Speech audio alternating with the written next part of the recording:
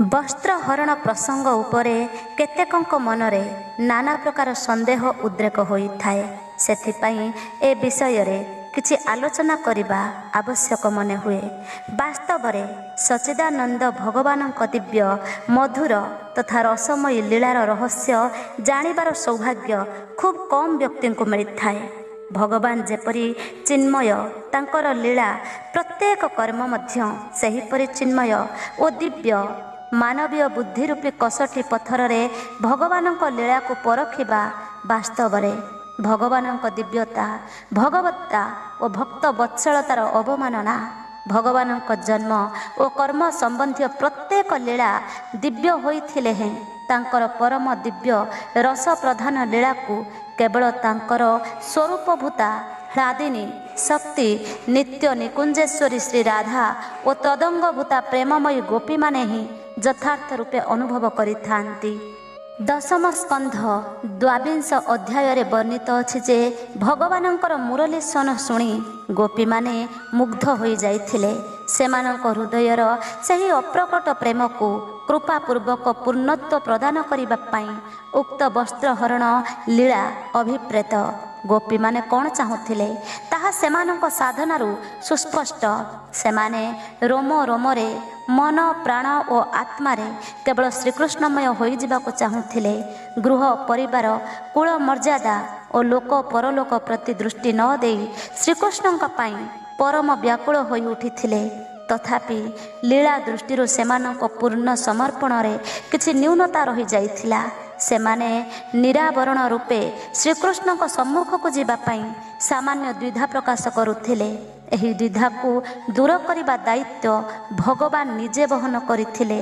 ଜୀବ ନିଜ ପକ୍ଷରୁ ଭଗବାନଙ୍କ ନିକଟରେ ସମର୍ପିତ ହୋଇଯିବା ପରେ ଭଗବାନଙ୍କ ସହ ମିଳନରେ ତାର ଆଉ ଯାହା କିଛି ଆବରଣ ରୂପୀ ବାଧା ରହିଯାଇଥାଏ ତାହାକୁ ଭଗବାନ ସ୍ୱୟଂ ଦୂର କରିଦିଅନ୍ତି।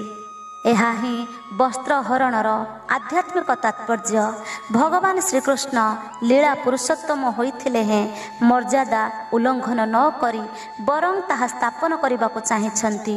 ଗୋପୀମାନେ ଶାସ୍ତ୍ର ମର୍ଯ୍ୟାଦା ଉଲ୍ଲଙ୍ଘନ କରି ଉଲଗ୍ନ ହୋଇ ସ୍ନାନ କରୁଥିବାରୁ ସେମାନଙ୍କୁ ଉଚିତ ଶିକ୍ଷା ଦେବା ଆବଶ୍ୟକ ଥିଲା ଏବଂ ଶ୍ରୀକୃଷ୍ଣ ସେମାନଙ୍କ ଦ୍ୱାରା ଏହାର ପ୍ରାୟଶ୍ଚିତ ମଧ୍ୟ କରାଇଥିଲେ।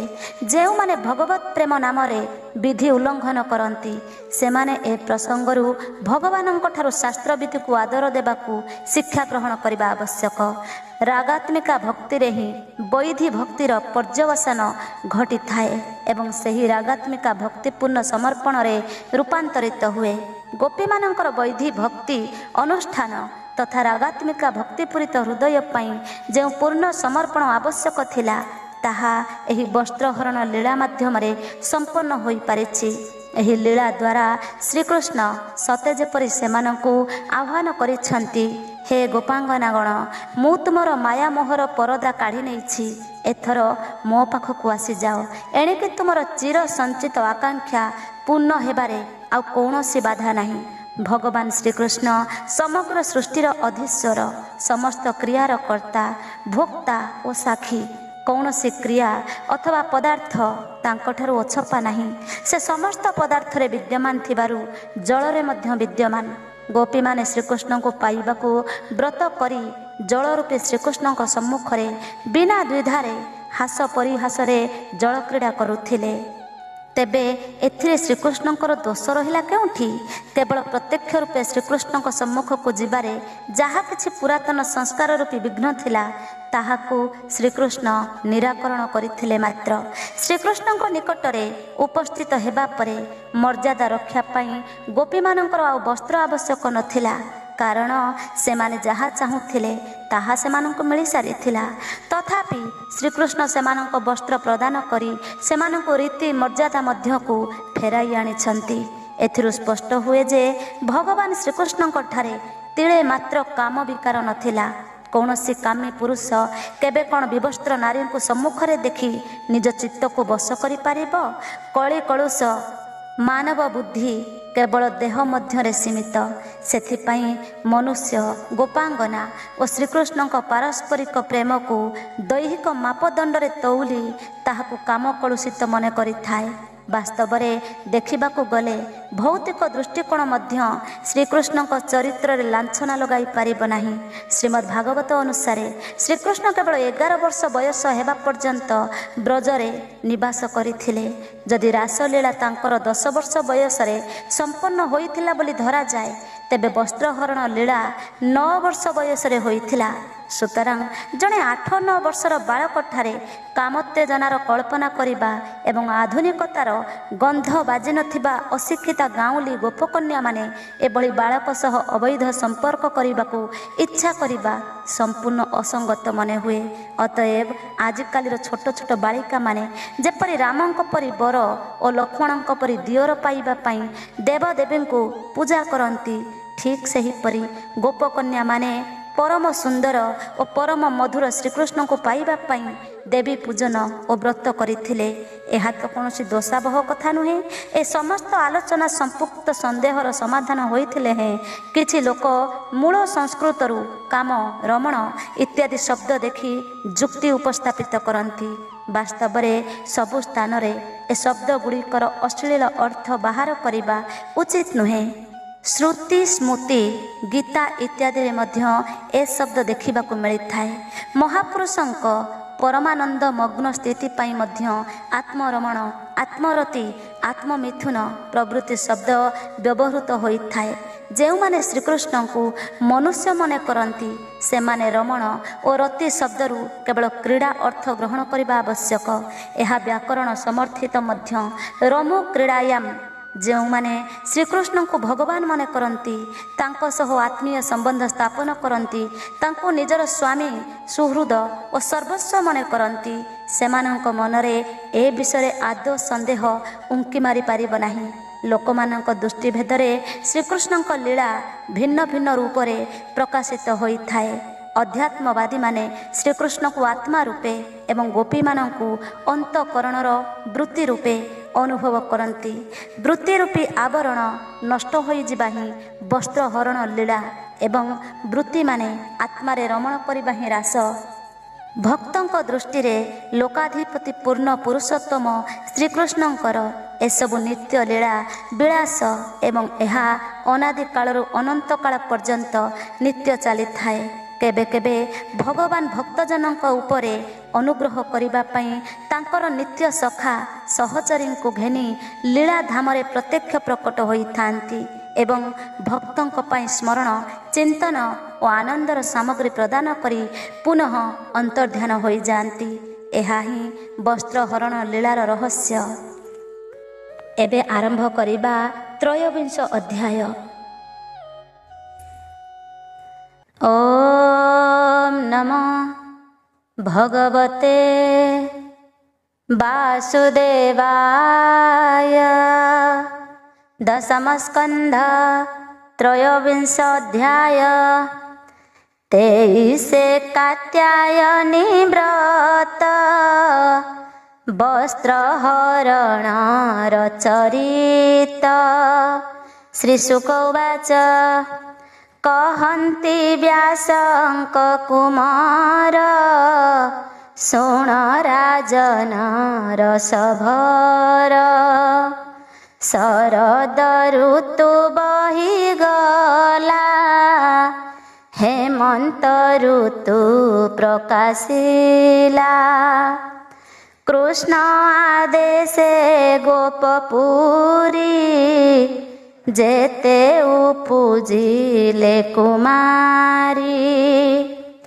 କୃଷ୍ଣ ଭଜନ ପୁଣ୍ୟ ଫଳେ ରମିଲେ ବୃନ୍ଦାବନ ସ୍ଥଳେ।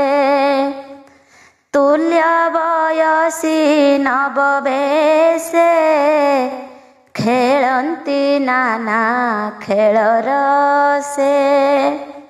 ହେମନ୍ତ ଦେଖିଣ ଉଷତ ସକଳେ କଲେ ନବବ୍ରତ। ହବିଷ୍ୟ ଭୁଞ୍ଜି ଏକବାରେ ଦୁର୍ଗା ପୂଜନ୍ତି ନଦୀ ତୀରେ। ଅଳପ ରାତ୍ର ଥାଉ ନିତ୍ୟେ ଯମୁନା ଯାଆନ୍ତି ପ୍ରଭାତେ, ସ୍ନାନ କରିଣ ଶୀତ ଜଳେ, ବାଲୁକା ସ୍ଥାପି ନଦୀ କୂଳେ, ପୂଜନ୍ତି ନାନା ଦ୍ରବ୍ୟ ଘେନି, ଜୟ ଶବଦେ ଗୀତ ଧ୍ୱନି, ହର ଗୌରୀ କରି ଧ୍ୟାନ, ମନେ ଚିନ୍ତନ୍ତି ଭଗବାନ, ପୂଜାର ଅନ୍ତେ ପାଦେ ପଡ଼ି, ଗୁପତେ କରନ୍ତି ଗୁହାରି, ହେ କାତ୍ୟାୟନୀ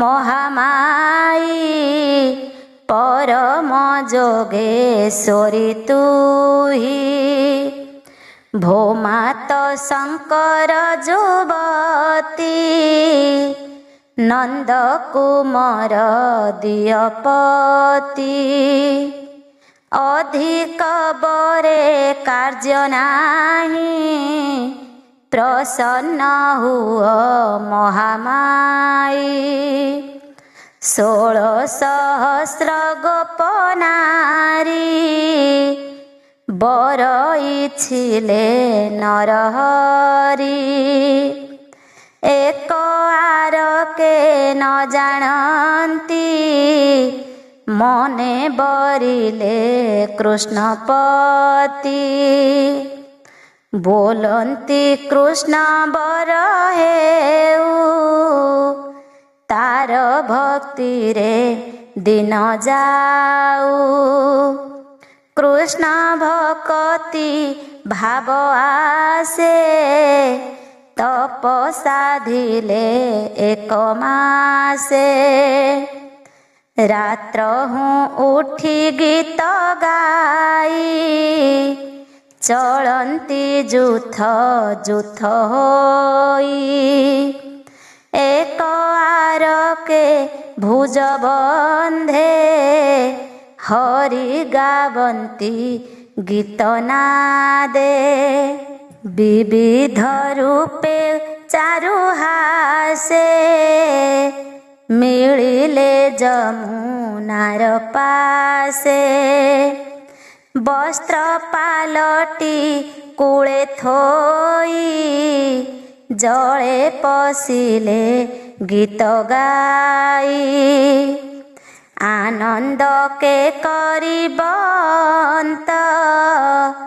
ଯହିଁ ରମିବେ ଗୋପୀନାଥ, ଏକ ଆରକେ ଜଳ ଫିଙ୍ଗି, ଜଳେ ବୁଡ଼ନ୍ତି ଗୋଡ଼ ଛନ୍ଦି, ବୁଡ଼ନ୍ତି ଏକୁଆରେ ଧରି, ମୁଖେ ସିଞ୍ଚନ୍ତି ଫୁଫୁ କରି, ଆନନ୍ଦ ହାସ ପରିହାସ, ଜାଣିତା ପ୍ରଭୁ ପିତବାସ, ଗୋପ ବାଳକ ଘେନି ସଙ୍ଗେ, ମିଳିଲେ ନଦୀ ତୀରେ ରଙ୍ଗେ, କୂଳେ ଦେଖିଲେ ବସ୍ତ୍ର ରାଶି, ପବନେ କହନ୍ତି ବିଶ୍ୱାସୀ, ଶୁଣ ପବନ ମୋର ବାଣୀ, ବସ୍ତ୍ର ତୁ ଥୁଅ ବୃକ୍ଷେ ଆଣି,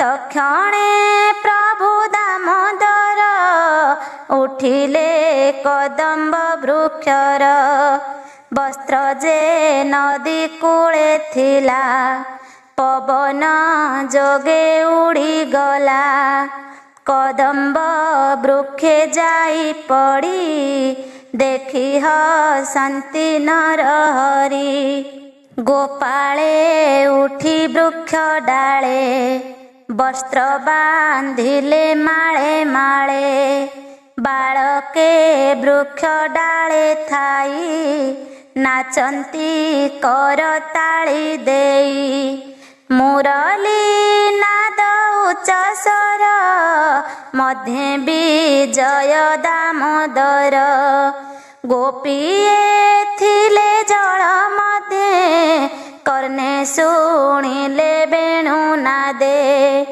संभ्रमे छाड़ी जल केली वृक्षकु चाहन्ति निरोली बोलन्ति वृक्षे कि सहस देख गो दैव भविष्य एहाकु केमन्ते अइला एठाकु केमन्ते अइला दैव जोगे नंद बड़ा केवले बने न थाई आज अइला कि सपाई केवले भल ही होइला व्रत गो आज हूँ सरिला केवले देख वृक्ष डाले अनेक उड़ंती चिराले कूलकु चाहिण बोलंती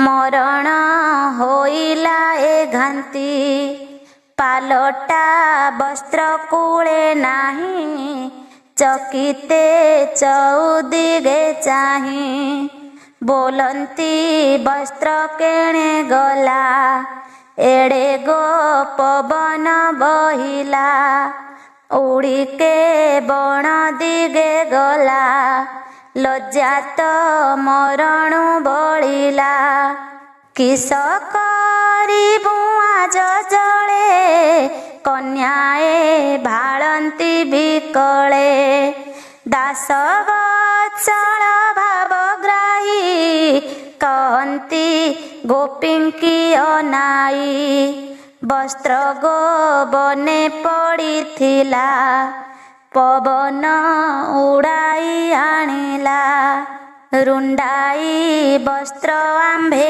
आनी वृक्षे बांधिलु एही क्षणी ए जेबे तुम्भर होइला आंभर जस त रहिला जे जहा वस्त्र आसिनिय शीतल जले गो न थाओ शुणी चकित गोप बाली बोलंती पड़िलु पंचाली एक आर के मुख चाही बोलंती गाले हस्त देई केमन्ते उठी जीवु आज मरणु बलिला तो लाज श्रीकृष्ण मुख को अनाई बोलंती कोप भर होई तू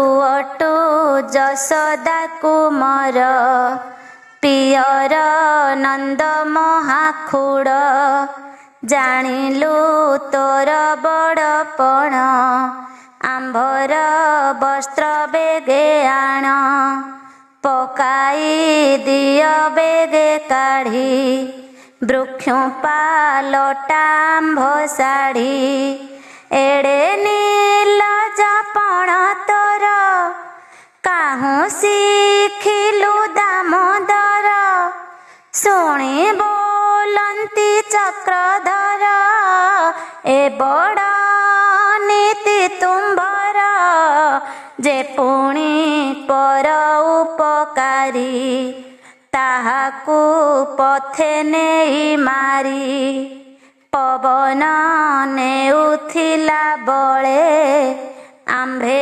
बांधिलु वृक्ष डाले तहिर फल मु पाइली तुम्भंकु वस्त्र जे जाचिली मुतन कली परिहास तुम्भे तो मोहर विश्वास एबे गो वस्त्र आसिनिय न जानी किंपा गाली दिया मोहर देहे मिथ्या नहीं हसी बोलंती भावग्राही शुणी सानंद मन होई गोपी बोलंती कृष्ण चाही तू अटू गोपपुर सार बंधु बांधव आंभे तोर ବସ୍ତ୍ର ପକାଇ ଦିଅ ତଳେ, ପଡ଼ୁଛୁଁ ତୋର ପାଦ ତଳେ। ଶ୍ୟାମ ସୁନ୍ଦର ତୋ ଚରଣେ, ସେବା କରିବୁ ଦାସୀପଣେ। ତୁ ଯେବେ ନ ଦେବୁ ପକାଇ, କହିବୁ କଂସ ଆଗେ ଯାଇ। ଶୁଣି ବୋଲନ୍ତି ଚକ୍ରଧର, ତୁମ୍ଭେ ହୋ ଦାସୀ ଯେବେ ମୋର। ତେବେ କରିବ ମୋ ଉତ୍ତର, ନ ଜାଣି କୋପ କିମ୍ପା କର। ଯେ ଯାହା ବସ୍ତ୍ର ଚିହ୍ନି ନିଅ, ନ ଦେଲେ ରାଜା ଆଗେ କହ। କଂସକୁ କିମ୍ପା ଏଡ଼େ ଡର, ସୋଦର ମଉଳା ମୋହର। ତାହାଙ୍କୁ ମୋର ଭୟ ନାହିଁ, ଅନ୍ୟାୟ ନ କଲି ତ ମୁହିଁ। ବସ୍ତ୍ର ପବନ ନେଉଥିଲା, ଆଣିବା ଦୋଷ ମୋ ହୋଇଲା। ଏ କଥା ତୁମ୍ଭଙ୍କୁ ଜଗାଇ, ଧର୍ମ ହିଁ ଅଛି ନାଅ ନାଇ। କୃଷ୍ଣ ମୋହନ କଥା ଶୁଣି, କନ୍ୟାଏ ମନେ ମନେ ଗୁଣି। କଣ୍ଠ ପ୍ରମାଣ ଜଳେ ଥାଇ, କମ୍ପନ୍ତି କୃଷ୍ଣ ମୁଖ ଚାହିଁ। ହରିଙ୍କୁ ଜିଣି ନ ପାରିଲେ, ନିର୍ଭୟ ଲଜ୍ଜା ଉପେକ୍ଷିଲେ। ଯୋନି ଆଚ୍ଛାଦି ବାମ କରେ, ତୀରେ ଉଠିଲେ ଲାଜ ଭରେ। ଦୟା ସାଗର ଭାବଗ୍ରାହୀ, ବୃକ୍ଷର ଡାଳୁ ବସ୍ତ୍ର ଫେଇ। ପାଲଟା ବସ୍ତ୍ର ଘେନି କନ୍ଧେ, ବୃକ୍ଷୁ ଓହ୍ଲାଇଲେ ଆନନ୍ଦେ। ଗୋପୀଙ୍କ ଶୁଦ୍ଧ ଭାବ ଚାହିଁ, ହସି ବୋଲନ୍ତି ଭାବଗ୍ରାହୀ। ଏ ନୋହେ ତୁମ୍ଭର ଉଚିତ, ବିଶେଷ କରିଅଛ ବ୍ରତ। ବିବସ୍ତ୍ର ହୋଇ ଜଳେ ପଶି, କୂଳେ ଉଠିଲ ଏବେ ଆସି। ଏ ବଡ଼ ଅପରାଧ ହୋଇ, ନରକେ ପଡ଼ି ବଟି ଯାଇ। ଏ ଦୋଷ ନ ଥାଉ ତୁମ୍ଭର, ଦେବତା ନମସ୍କାର କର। ହସି ବୋଲନ୍ତେ ବନମାଳୀ, ଶୁଣି ଚକିତ ଗୋପବାଳୀ। କପାଳେ ଦେଇ ଏକ କର, ନ ମିଳେ ଦେବତା ପୟର। ଦେଖି ବୋଲନ୍ତି ଯଦୁପତି, ଏ ବଡ଼ ତୁମ୍ଭର ନୀତି। ଶାସ୍ତ୍ର ଶୁଣିଲା ତୁମ୍ଭ ନାହିଁ, ମୁଁ ତାହା ଅଳପ ଜାଣଇ। ଶୁଣ ଗୋ ନାରୀ ଏକ ଚିତେ, ବିପ୍ରେ କହନ୍ତି ବେଦ ମତେ। ଯେ ଦେବ ଗୁରୁ ଏକ କରେ, ନମନ୍ତି ଅଜ୍ଞାନ ବେଭାରେ। ତାହାର ଛେଦି ଯେବେ କର, ସେ ଅପରାଧୁ ହୋଇପାର। ନୋହିଲେ ଯେତେ ଜନ୍ମ ହୋଇ, କର ଯୁଗଳ ତା ନଥାଇ। ଶୁଣି କୁମାରୀ ରସ ଭରେ, କପାଳେ ଦେଲେ ବେନି କରେ। ଦେବତା ଓଳଗିଲେ ରହି, ଦେଖି ସାନନ୍ଦ ଭାବଗ୍ରାହୀ ନିର୍ମଳ ଚିତ୍ତ ତାହାଙ୍କର ଜାଣିଲେ କମଳାର ବର ଗୋପୀଙ୍କ ଭାବେ ତୋଷ ହୋଇ ଯେ ଯାହା ବସ୍ତ୍ର ଦେଲେ ନେଇ ଗୋପୀଏ ପିନ୍ଧି ଯେ ଯାହା ବାସ ଆନନ୍ଦ ମନେ ହସ ହସ ଦେବତା ପୂଜାର ବିଧାନେ କୃଷ୍ଣଙ୍କୁ ବରିଛନ୍ତି ମନେ ଜାଣିଲେ ପ୍ରଭୁ ନାରାୟଣ ଗୋପୀଙ୍କି ବୋଲନ୍ତି ବଚନ ହସି ବୋଲନ୍ତି ଜନାର୍ଦ୍ଦନ ମୁଁ ହିଁ ଜାଣିଲି ତୁମ୍ଭ ମନ ଯାହା ମାଗିଲ ଦିଅ ପୂଜି ସେ କଥା ଅଛଇ ମୁଁ ହେଜି ମୁଁ ହିଁ କରିବି ତାହା ସତ୍ୟ ହସି କହନ୍ତି ଗୋପୀନାଥ ମୋର ଚରଣେ ଯାର ଚିତ୍ତ ପୁଣି ବିଷଏ ହେଲେ ରତ ଜନ୍ମ ମରଣ ତାର ନାହିଁ ଭାଜିଲା ଧାନ ପ୍ରାୟ ହୋଇ ଏ ବୃନ୍ଦାବନେ ରାତ୍ରେ ଥାଇ ତୁମ୍ଭଙ୍କୁ ରମିବଇ ମୁହିଁ ସଂକଳ୍ପ କଲ ବ୍ରତ କରି ହସି ବୋଲନ୍ତି ନରହରି ଏମନ୍ତେ କୃଷ୍ଣ ଆଜ୍ଞା ପାଇ କନ୍ୟାଏ ଗଲେ ତୋଷ ହୋଇ ଗୋବିନ୍ଦ ପାଦେ ମନ ଥୋଇ ମିଳିଲେ ନିଜ ଘରେ ଯାଇ ଗୋପାଳ ମେଳେ ଦାମୋଦର ଗାଈ ଚରାଇ ଗଲେ ଦୂର ନିଦା ଘର ବି ତେଜ ଲାଗି ପୋଏ ହୋଇଲେ ଦୁଃଖ ଭାଗି ଚରାନ୍ତି ଗୋରୁ ଗୋପ ମେଳେ ଶୀତଳ ଛାୟା ବୃକ୍ଷ ତଳେ ବୃକ୍ଷକୁ ଚାହିଁ ଦାମୋଦର ବୋଲନ୍ତି ଗୋପଙ୍କ ଆଗର ହେ ସ୍ତୋକ କୃଷ୍ଣ ମିତ୍ର ମୋର ଶ୍ରୀଦାମ ଅର୍ଜୁନ ସୁବଳ ଅଂଶୁ ବିଶାଳ ଦେବ ପ୍ରସ୍ଥ ଦେଖ ଏ ବୃକ୍ଷଙ୍କ ମହତ୍ଵ ପରେ କରନ୍ତି ଉପକାର ସୁଜନ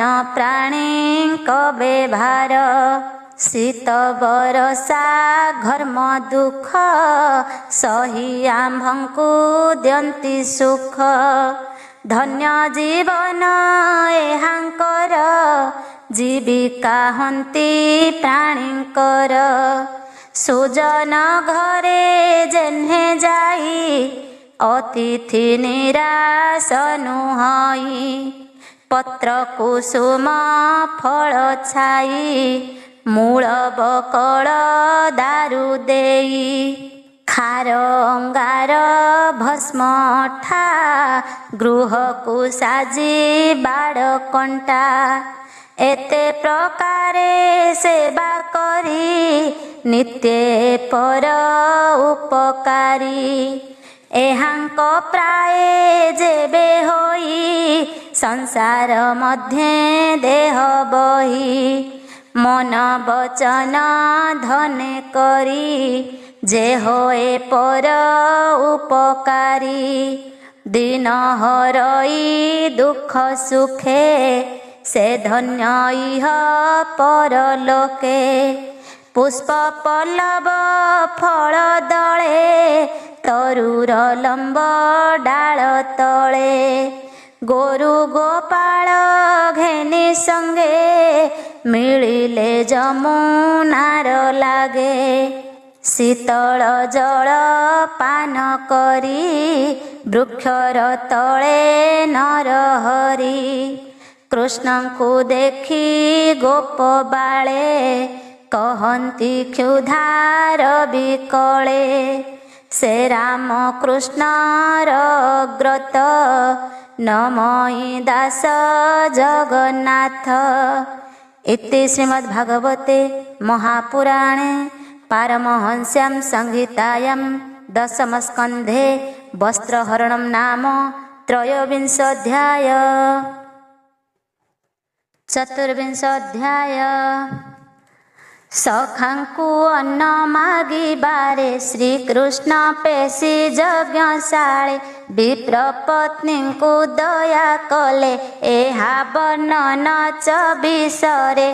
श्रीशुकवाच परीक्ष मुख चाहि मुनि कहन्ति हरि भाव घेनि बालके कृष्णंकु अनाई बोलन्ति शिरे कर देई हे राम कृष्ण कर त्राहि भोके कंपई आंभ देहि आणी तो न पारिलु अन्न रात्र हूँ कल बेणुसन घर होइला दूर पथ आज तो होइलु अनाथ बालक बोल शुणी हरि मने चिंतिले विप्र नारी अनेक जन्मे पुण्यदायी ब्राह्मणी छन्ति मोते ध्यायी ताहांकु निस्तारिबि आज एणे मोहर बड़ कार्य पुअंक मुख चाहि हसी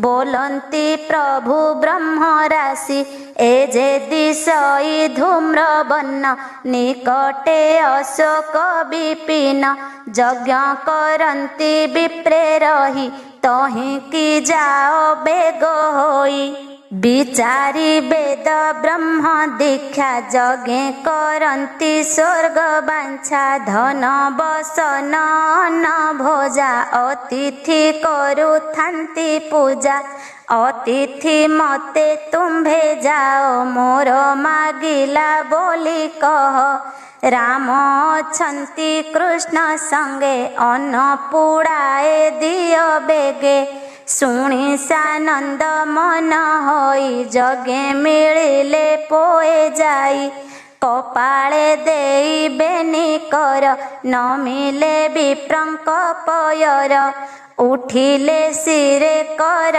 देई कहन्ति विप्रंकु अनाई शुणी मा सावधान होई बने अछन्ति बेनी भाई राम गोविंद गोप मेले फुटिले क्षुधार बिकले अशोक वृक्ष तले रही आंभंकु देले पठियाई अन्न पुड़ाए स्वामी देव भुंजिबे श्रीराम माधव घरु आणन्ति प्रतिदिने बने भुंजन्ति तोष मने रात्र हूँ बने आग सरी आज से ओइले पासोरी एठाकु दूर गोपपुर जीवाकु होई बहु छुर आंभंकु कृष्ण एथे पेशी वृक्षर मूले छन्ति बसी ताहांकु जेबे कर स्नेह अन्न पुड़ाए तुम्भे दिय यज्ञर स्वभाव एमंत अतिथि पूजी बाजुकत ब्राह्मणे शुणी न शुणिले मन चंचल यज्ञ काले हरिर माया चक्रे पड़ी अल्प कर्मे पुण्य लोड़ी मन बुड़ाई छन्ति यज्ञे ब्राह्मण जनर स्वभावे जे हरि देश काल पात्र द्विजादि धर्म दैवत यज्ञ भोक्तादि करी सर्व संपद नर हरि परम ब्रह्म न चिन्हिले मनुष्य बुद्धि आचरिले देवान देवान बोइले गोपाळे निराश होइले घड़िए थाई दुख सुखे पुणी मिलिले कृष्ण पाखे बोलन्ति शिरे कर देई अन्न मागिलु आंभे जाई तो कथा शुणी न शुणिले देवान देवान बोइले ଆମ୍ଭେ ଅଇଲୁ ଦୁଃଖ ପାଇ ଶୁଣି ହସନ୍ତି ବେନି ଭାଇ ବୋଲନ୍ତି ଶୁଣ ଗୋପ ପୋଏ ଯାଅ ବ୍ରାହ୍ମଣ ଘର ଯାଏ ବ୍ରାହ୍ମଣୀ ମାନେ ଛନ୍ତି ଘରେ ସେ ମତେ ଜାଣନ୍ତି ଅନ୍ତରେ ମୋ ଭାବ ନିତ୍ୟ ସେ ଚିନ୍ତନ୍ତି ମୋହର ଦର୍ଶନ ଇଛନ୍ତି ତାହାଙ୍କୁ ଅନ୍ନ ମାଗ ଯାଇ ଭୁଞ୍ଜିବା ଉଦର ପୁରାଇ ବାଳକେ ଦୟା ସେ କରନ୍ତି ଅତିଥି ପୂଜା ସେ ଜାଣନ୍ତି ନାନା ବ୍ୟଞ୍ଜନ ଆଣି ଦେବେ ବାହୁଡ଼ି ଯାଅ ତୁମ୍ଭେବେ ଗୋବିନ୍ଦ ଆଜ୍ଞା ଘେନି ଶିରେ ପୋଏ ମିଳିଲେ ବିପ୍ର ଘରେ ବ୍ରାହ୍ମଣୀ ମାନେ ଛନ୍ତି ବସି ଅଳକ ତିଳକ ପ୍ରକାଶୀ ସ୍ତ୍ରୀ ସ୍ୱଭାବେ ଅଳଙ୍କାର ମଙ୍ଗଳ ନାଦେ ଗୀତ ସ୍ୱର କୃଷ୍ଣର ନାମ ତୁଣ୍ଡେ ଗାଇ ପୋଏ ମିଳିଲେ ଆଗେ ଯାଇ ଚରଣେ ଘଡ଼ ଘାଲି ଶୋଇ ବୋଲନ୍ତି ଶିରେ କର ଦେଇ ଶୁଣି ମା ସାବଧାନେ ମାଏ ଆମ୍ଭେ ସକଳ ଗୋପ ପୋଏ ରାମ ଗୋବିନ୍ଦ ଆମ୍ଭ ତୁଲେ ବନରେ ଗାଈ ରଖିଥିଲେ କ୍ଷୁଧା ଅନଳେ ଦୁଃଖ ଶ୍ରମେ ବିଜୟ ଶୋକ ବିପିନେ ଆମ୍ଭଙ୍କୁ ରାଇବେନି ଭାଇ ଏଥକୁ ଦେଲେ ପଠିଆଇ ଅନ୍ନ ପୁଡ଼ାଏ ମାଏ ଦେବ ଭୁଞ୍ଜିବେ ଶ୍ରୀରାମ ମାଧବ ବହନ ଦିଅ ମାଏ ଅନ୍ନ ତେବେ ସେ ପାଇବେ ଜୀବନ ଆମ୍ଭର ଦେଖୁଅଛ ଦେହ ଦେବା ନ ଦେବା ବେଗେ କହ ଶୁଣି ହରସ ବିପ୍ର ନାରୀ ସକଳ ଚରଚା ପାଶରୀ ଆନନ୍ଦେ ପୁଲକିତ ହୋଇ ନୟନୁ ଅଶ୍ରୁ ଜଳ ବହି କୃଷ୍ଣର ନାମ ଜପୁଛନ୍ତି ଫିଟିଲା ଭବ ବନ୍ଧ ଭ୍ରାନ୍ତି ତକ୍ଷଣେ ସୂଚିମନ୍ତ ହୋଇ ଘରେ ପଶିଲେ ନାରୀ ଯାଇ ଅନ୍ନ ବ୍ୟଞ୍ଜନ ଷଡ଼ର ସେ ଆନନ୍ଦେ ବାଢ଼ିଲେ ବିଶେଷ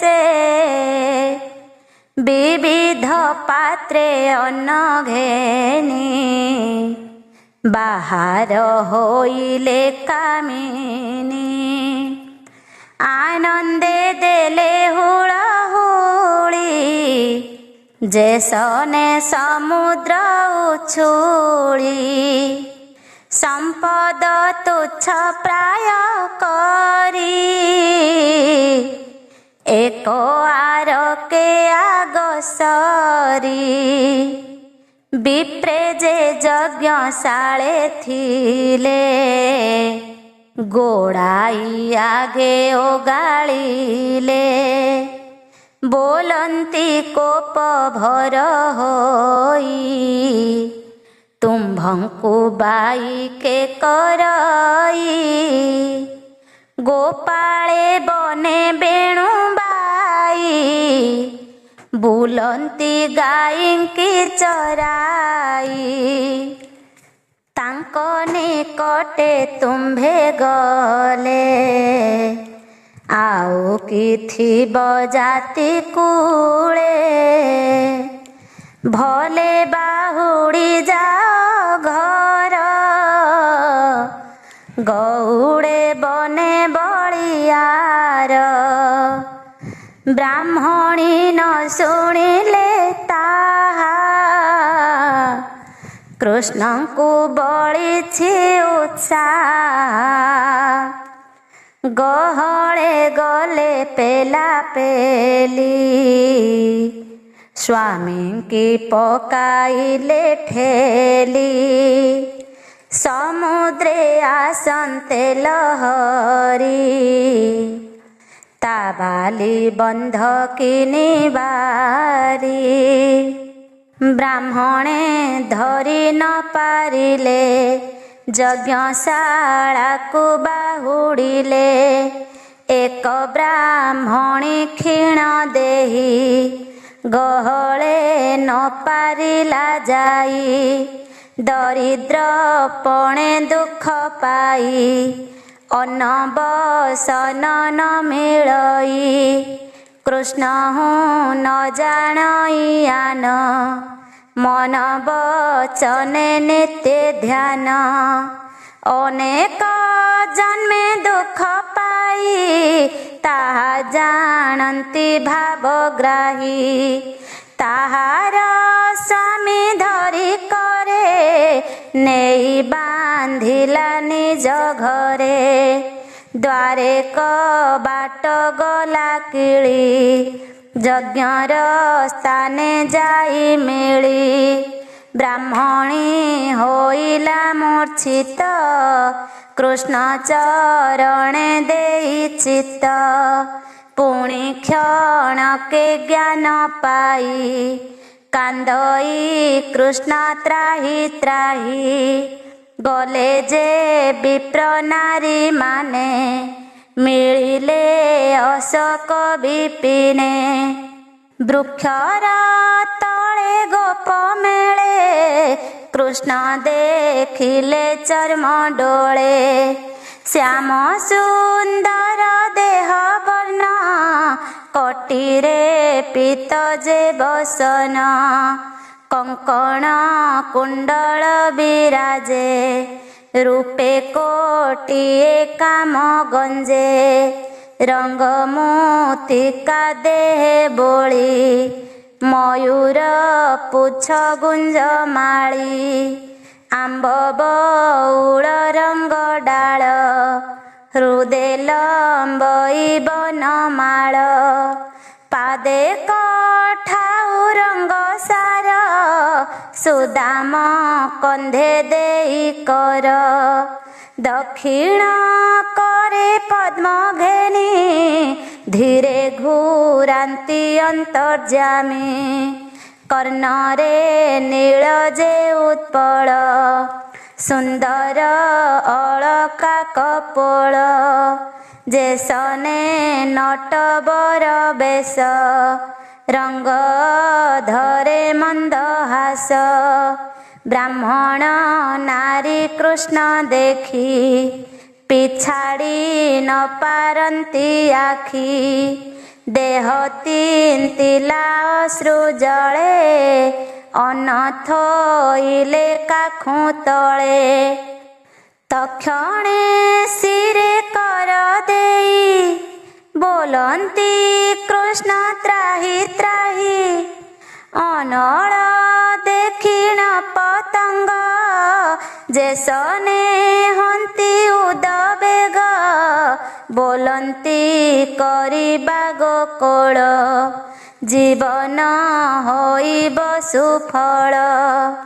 थोके बोलंती एनु हई ब्राह्मणे न देबेटी जाई पर पुरुष कोळ कले विप्रे दंडिबे घरे गले एमंत विचारंती रही कृष्ण बदने चक्षु देई आत्मा होइला मोहगत ପଞ୍ଚପରାଣ କଣ୍ଠାଗ୍ରତ ଚକ୍ଷୁ ବୁଝିଲେ ଭାବ ଭରେ କୃଷ୍ଣଙ୍କୁ ଦେଖିଲେ ଭିତରେ ହୃଦଏ ଦେଖି ନାରାୟଣ ନିବିଡ଼େ କଲେ ଆଲିଙ୍ଗନ ତାପ ଛାଡ଼ିଲେ ବିପ୍ର ନାରୀ ଜନ୍ମ ମରଣ ଆଦି କରି ଜ୍ଞାନକୁ ପାଇ ଦିନେ ଦିନେ ତାପ ଛାଡ଼ନ୍ତି ଯେହ୍ନେ ଜନେ ପୁଣି ତ କ୍ଷଣେ ଚକ୍ଷୁ ଫେଇ ଦେଖିଲେ ପ୍ରଭୁ ଭାବଗ୍ରାହୀ ଚିତ୍ର ପ୍ରତିମା ପ୍ରାୟ ହୋଇ ମନ ବୁଡ଼ିଲା କୃଷ୍ଣ ତହିଁ ଜାଣିଲେ ପ୍ରଭୁ ଭଗବାନ ବୋଲନ୍ତି ମଧୁର ବଚନ ଭଲେ ଆଇଲ ଟିକି ପଥେ ମୋ ରୂପ ଦେଖିବା ନିମନ୍ତେ ଆସ ଗୋ ବିପ୍ର ନାରୀ ଗଣ ନମଇ ତୁମ୍ଭର ଚରଣ ତୁମ୍ଭ ଚରଣ ରେଣୁ ଶିରେ ଘେନି ସଂସାରୁ ପ୍ରାଣିତରେ ବସଏ ବୃକ୍ଷ ତଳେ ଆଇ ମୋତେ ଅଇଲ ଅନ୍ନ ଦେଇ ଆଜ ପବିତ୍ର ମୋର ଦେହି ହୋଇବ ଯଜ୍ଞ ଅନ୍ନ ଖାଇ ତୁମ୍ଭଙ୍କୁ କି କରିବୁ ସେବା ବିଚାରି ମୋତେ ଆଜ୍ଞା ଦେବା ପଣ୍ଡିତେ ଆତ୍ମଜ୍ଞାନ ପାଇ ଧ୍ୟାନେ ଚିନ୍ତନ୍ତି ମୋର ଦେହି ତୁମ୍ଭର ସ୍ୱାମୀ ସେବା ପ୍ରାୟେ ଜ୍ଞାନୀ କରନ୍ତି ମୋତେ ଲଏ ଏବେ ଦେଖିଲ ମୋ ଶରୀର ନିଜ ମନ୍ଦିରେ ବିଜେ କର ତୁମ୍ଭର ସ୍ୱାମୀ ପାଦେ ସେବ ତେବେ ସଂସାରୁ ତରିବ ବେଗେ ଘରକୁ ଯାଅ ଆଇ ପୂର୍ଣ୍ଣ ଆହୁତି ବେଳ ହୋଇ ତୁମ୍ଭଙ୍କୁ ଘେନି ବିପ୍ରବରେ ପୁଣ୍ୟ ସାଧିବେ ନିଜ ଘରେ ଶୁଣି ଗୋବିନ୍ଦ ମୁଖୁ ବାଣୀ ବିକଳେ ବୋଲନ୍ତି ବ୍ରାହ୍ମଣୀ ଭୋନାଥ କମଳ ଲୋଚନ ଅଶେଷ ଦୁଃଖ ବିମୋଚନ ତୋହର ଆଦି ଅନ୍ତ ନାହିଁ ଏମନ୍ତ ବୋଲ କାହିଁ ପାଇଁ ଆମ୍ଭେ ଛେଦିଲୁ ମୋହ ପାଶି ଅଭୟ ପାଦ ତଳେ ଆସି ତୋହର ଚରଣ ତୁଳସୀ କବରୀ ଭାରେ ଥିବୁ ଖୋସି ଖଟିବୁ ପାଦ ପଦ୍ମ ତଳେ ଅନେକ ଜନ୍ମ ପୁଣ୍ୟ ଥିଲେ ସ୍ୱାମୀ ତ ନୟ ବନ୍ଧୁ ଗୁରୁ ତେଜିଲୁ ତୋହର କୃପାରୁ ଅଷ୍ଟାଙ୍ଗ ଯୋଗ ଲଏ ବସି ତୋ ରୂପ ଚିନ୍ତନ୍ତି ସନ୍ନ୍ୟାସୀ ତାହା ପାଇଲୁ ପୁଣ୍ୟ ବଳେ ଭୋନାଥ ରଖ ପାଦ ତଳେ ଇଷ୍ଟ କୁଟୁମ୍ବେ କାର୍ଯ୍ୟ ନାହିଁ ବଞ୍ଚିବୁ ତୋ ମୁଖ ନାହିଁ ଏଠାରୁ ଯଦି ଆମ୍ଭେ ଯିବୁ ଘରେ ତ ପଶି ନ ପାରିବୁ ବନ୍ଧୁ ପିୟର ପୁତ୍ର ପତି ଏମାନେ ବୋଲିବେ ଅନୀତି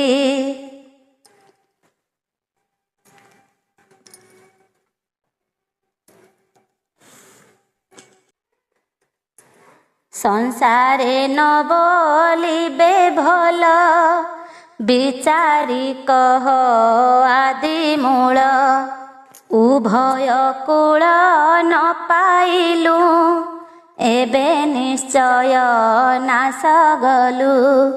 କିସ କରିବୁ ଘରେ ଯାଇ, ତୋତ ହୁଁ ଅନ୍ୟ ଗତି ନାହିଁ। ହସି ବୋଲନ୍ତି ଭଗବାନ, ଏମନ୍ତ ନ ବିଚାର ମନ। ମୋର ଚରଣେ ଚିତ୍ତ ଦେଇ, ଚଣ୍ଡାଳ ଘରେ ଯେବେ ଥାଇ। ସଂସାର ତାର ପାଦେ ପୂଜେ, ଯେ ମୋର ନାମ ନିତ୍ୟ ଭଜେ। ତୁମ୍ଭଙ୍କୁ ଦେଖି ସ୍ୱାମୀ ଗଣେ, ଖଟିବେ ତୁମ୍ଭର ଚରଣେ।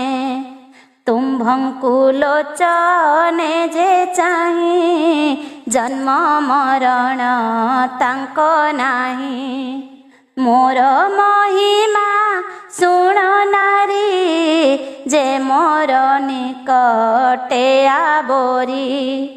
ମୋତେ ପାଇବା ସେ ଜଗି, ବିଘ୍ନେ ହୁଅନ୍ତି ଦୁଃଖ ଭାଗି। ମୋହର ଆଦି ଅନ୍ତ ନାହିଁ, ପ୍ରାଣୀ ପାଇବେ ମୋତେ କାହିଁ। ଯେ ମୋତେ ଦୂରେ ଥାଇ ଚିନ୍ତି, ସେ ମୋତେ ନିକଟେ ଦେଖନ୍ତି। ମନ ବଚନ ଦିଅନ୍ତି ମୋତେ, ମୁଁ ଥାଇ ତାଙ୍କ ହୃଦଗତେ। ଯାଅ ମନ୍ଦିରେ ବେଗେ ମାଏ, ଚିତ୍ତ ନିବେଶ ମୋର ପାଏ। ସଂସାରେ ସୁଖ ଭୋଗ କରି, ଅନ୍ତେ ପାଇବ ମୋର ପୁରୀ। ମୋହର ପାଦେ ଚିତ୍ତ ଥାଉ, ମୋ ନାମ ଧରି ଦିନ ଯାଉ। ଏ କଥା ଶୁଣି ବିପ୍ର ନାରୀ, କୃଷ୍ଣ ବଚନ ଚିତ୍ତେ ଧରି। ହରଷ ବିସ୍ମୟ ଆରତ, ଏବେ ହୋ ଶୁଣ ନରନାଥ। କୃଷ୍ଣ ବଚନେ ଛାଡ଼ି ଭ୍ରାନ୍ତି, ପାଦେ ପଡ଼ିଲେ ବିପ୍ର ସତୀ। ଚରଣ ରେଣୁ ଘେନି ଶିରେ, ବ୍ରାହ୍ମଣୀ ଗଲେ ନିଜ ପୁରେ। କୃଷ୍ଣର ପାଦେ ମନ ଦେଇ, ଆନନ୍ଦ କେ ପାରିବ କହି। ମଙ୍ଗଳ ହୁଳ ହୁଳି ନାଦେ, କରନି ବେଶୀ କାନ୍ଧେ କାନ୍ଧେ। ମଙ୍ଗଳ ନାଦେ ଗୀତ ଗାଇ, ନାଚନ୍ତି କୃଷ୍ଣ ଭାବ ବହି। ରାଜନ ଶୁଣ ପରିମାଣୀ, ମନ୍ଦିରେ ଥିଲା ଯେ ବ୍ରାହ୍ମଣୀ। ଶୁଣିଲା ହୁଳ ହୁଳି ନାଦ, ବ୍ରାହ୍ମଣ ନାରୀଙ୍କ ଆନନ୍ଦ। ଆତ୍ମାକୁ କହେ ରୋଷ ବହି, ନିର୍ଲଜ ଅଛୁ କାହିଁ ପାଇଁ। ତୁଚ୍ଛାର ଅତ୍ୟନ୍ତ ପାତକୀ, ଗୋବିନ୍ଦ ନ ପାରିଲୁ ଦେଖି। ଯାହାର ନାମ ହୃଦେ ଧରି, ଶଙ୍କର ନିତ୍ୟ ବ୍ରହ୍ମଚାରୀ। ତୁଚ୍ଛାର ଟୁ ବଡ଼ହୀନ, ବ୍ରାହ୍ମଣୀ ମାନେ ବଡ଼ ଧନ୍ୟ। କୃଷ୍ଣଙ୍କୁ ଦେଖିଲେ ନୟନେ, ଆଜ୍ଞା ଶୁଣିଲେ ବେନି କର୍ଣ୍ଣେ। କିସ ପାଇବୁ ମୋ ଶରୀରେ, ଦରିଦ୍ର ଦୁଃଖୀ ନିରନ୍ତରେ। हा କୃଷ୍ଣ ପରମ ମଙ୍ଗଳ, ଦାସ ବତ୍ସଳ ଦାମୋଦର। ମୁଛାର କୋଟିକେ ଅନ୍ତର କାହିଁ ପାଇବି ତୋ ପୟର। ମୁଣ୍ଡ ମାଇଲା ସ୍ତମ୍ଭେ ନେଇ ପ୍ରାଣ ଛାଡ଼ିଲା ନିଜ ଦେହି। କୃଷ୍ଣର ପାଦେ ମନ ଦେଲା ତୁଣ୍ଡରେ ନାମ ଉଚ୍ଚାରିଲା। ତକ୍ଷଣେ ଦିବ୍ୟ ରୂପ ହୋଇ ପଶିଲା କୃଷ୍ଣ ଦେହେ ଯାଇ। ଭକତ ବନ୍ଧୁ ଭାବ ଗ୍ରାହୀ ବୋଲନ୍ତି ଗୋପାଳଙ୍କୁ ଚାହିଁ।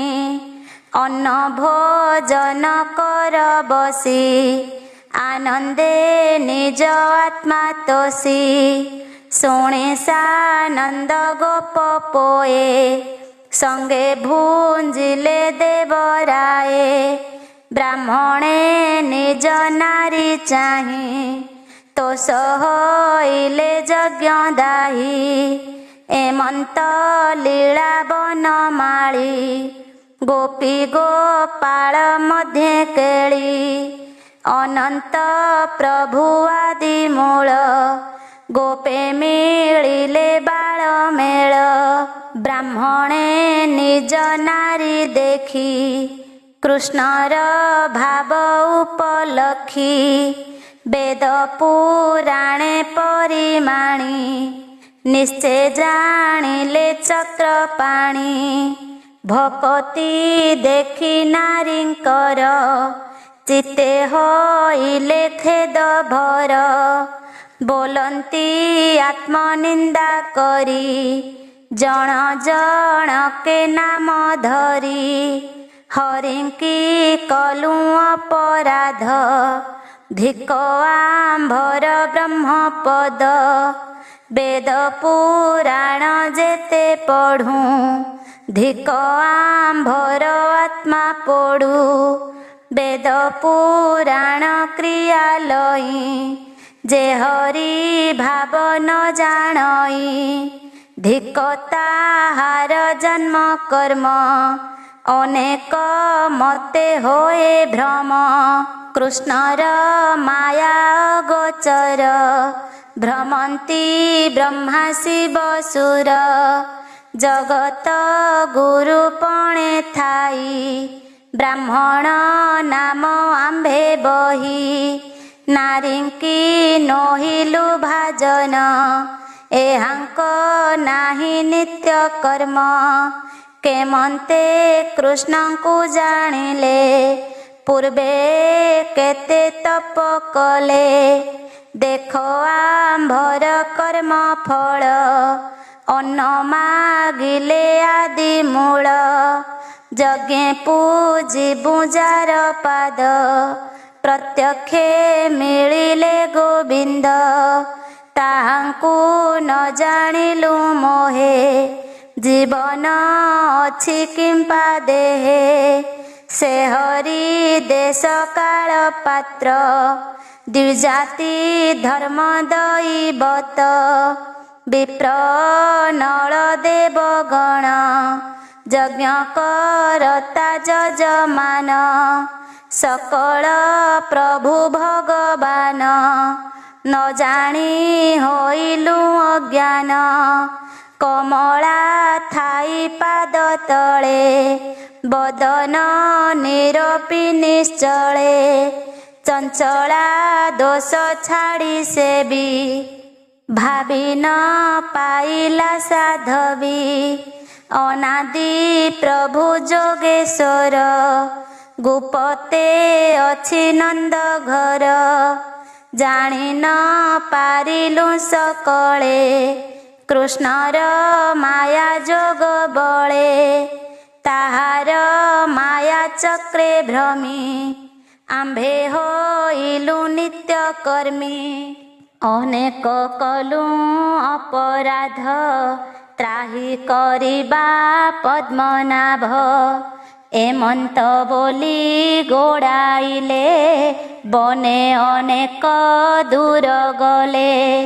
କୃଷ୍ଣ ନ ଦେଖି ବୃନ୍ଦାବନେ ब्राह्मणे विचारन्ति मने गोविंद छन्ति नंद घरे जात होइले मधुपुरे आम्भे न जीवा गोपपुर न पुण जाने कंसासुर मथुरा जेते बेले जीवे कृष्ण कंस को संहारिबे कृष्णे देखिबा राम तुले एमंत बोली बाहुडिले कहिला विप्र जगन्नाथ कृष्ण चरित भागवत सुजने शुण श्रुति द्वारे न बुड़ संसार सागरे सकल जीव देहे थाई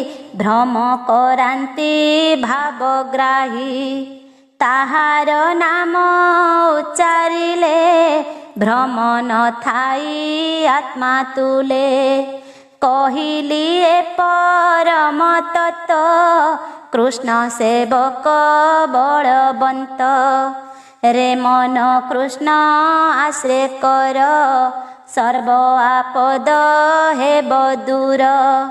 इति श्रीमद्भागवते महापुराणे पारमहंस्यां संहितायां दशमस्कन्धे यज्ञपत्नीमोक्षणं नाम 24 अध्याय।